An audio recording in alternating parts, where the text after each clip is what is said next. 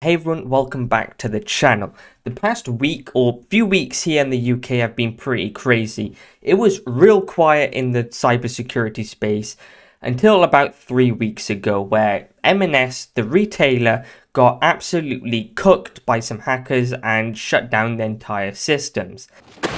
Then it was followed up by Co-op, and now it's the legal aid agency here in the UK. Britain at the moment is getting shot left, right and centre, and I'm here to report it. So I want to go into detail of what happened with the M&S, how it led on to Co-op, and how it may be linked to this new report that's coming out, and it even may be going international now, over to the US.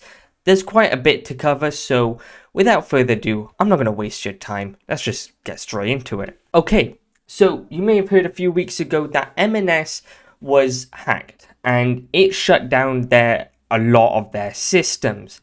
Now, what type of systems? Their online service, more importantly, was taken down. This actually cost the business a lot of money. I believe they lost over like £1 billion in their valuation, and it was costing them roughly over 50 to 60 million pounds per week in lost sales and damages. But not only that, to add salt and sugar to the wound, customer data got revealed. These people who hacked M&S also took sensitive data like phone numbers, emails, and you know the gist of what these hackers usually go for. The group that allegedly had done all of this goes by the name of Dragon Force.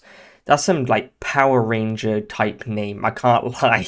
But these guys went on to just basically destroy M&S and tarnish their reputation, because they're still going and trying to recover from this 3-4 weeks down the line. This isn't a simple fix that they were like, okay, 2 days later, all done, all dusted, let's leave it in the past.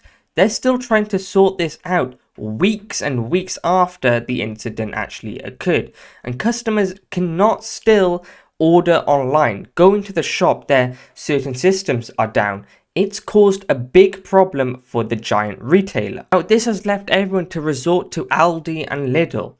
No one wants to go Aldi and Lidl. But Dragon Force out here were like, that's not enough for us, and then moved on to the next victim, Co-op. Now, if you don't know what Co-op is, it's another retailer here in the UK, but they actually dealt with it pretty good compared to M&S. Now, Co-op actually updated us and said that they're recovering pretty well compared to M&S across the road, because they're fighting back and are actually in their recovery phase. Food stocks will start again, systems will be coming back online, and they weren't hurt as bad as M&S in the grand scheme of things, but they were still attacked. So yeah, Dragon Force hit M&S, then hit Co-op, but then they thought, Co-op weren't as bad, so let's go for the next one. Harrods. Now, I want to give you some trajectory. If you don't know, over in the UK, retailers have like some sort of hierarchy of where people go. The upper class go to like M&S, and lower class go to this place, that place. It all varies in terms of the classes system, but the one where the ultra wealthy go is Harrods. So M&S was like here, Co-op was like here, Harrods was like all the way up there. To buy a loaf of bread in Harrods is probably going to cost you an arm and a leg, and probably a controller as well. Don't know why I said a controller. Now, Harrods weren't actually hit as bad yet again, and probably were the least impacted one out of the main three. They said that they tried to access their systems, but failed. Literally failed. They didn't get access to any, key information. They tried to get access to the systems, but everything seemed to work normally. What this is showing is that the UK has a big vulnerability problem. A lot of these UK retailers are getting hit, whether it's M&S, Co-op, Harrods, it doesn't matter. All of them are being targeted. Now, recently, or literally a few hours ago, the legal aid agency here in the UK got absolutely destroyed, and all the information got leaked. Apparently 2.9 million. I recently talked about it in the weekly breach report, and it was insanely bad. And what this is showing me is that there's a big epidemic here in the UK when it comes to cyber attacks, and no one is really talking about it. But this is where things get a lot worse, because instead of it just being isolated on this little island, it's gone international across the waters over to the US. Google, the big company, I don't know why I just tried to explain what Google was, basically warns that the UK retailers that were hacked, by Dragon Force, are now targeting companies over in the US. Now, of course, like every attack is always financially motivated by some sort of sense. They're not going to do this crap for free. They literally want some sort of money in return. At this level, usually 7 figures or more. Now, a lot of people get this wrong for a lot of reasons.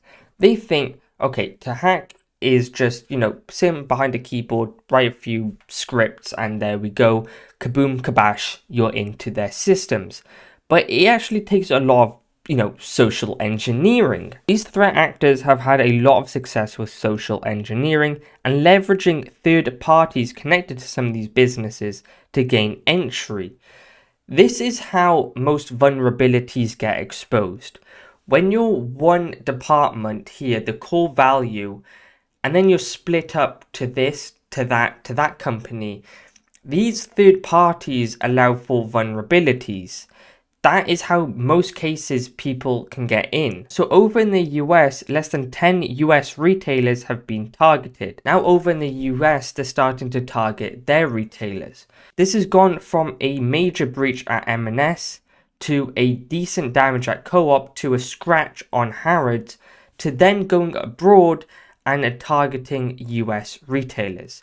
So this group now is just going on a complete rampage and actually destroying retailers. I don't know if they gone off food or something, but yeah, something has triggered them to just go out and start going on a rampage. Yeah, that's it for this video. I just wanted to talk about it because I'm starting to see these links now, and yeah, although it's entertaining to watch, it could backfire because our data could be out there. But see you in the next one. Goodbye. Also, you know what to do.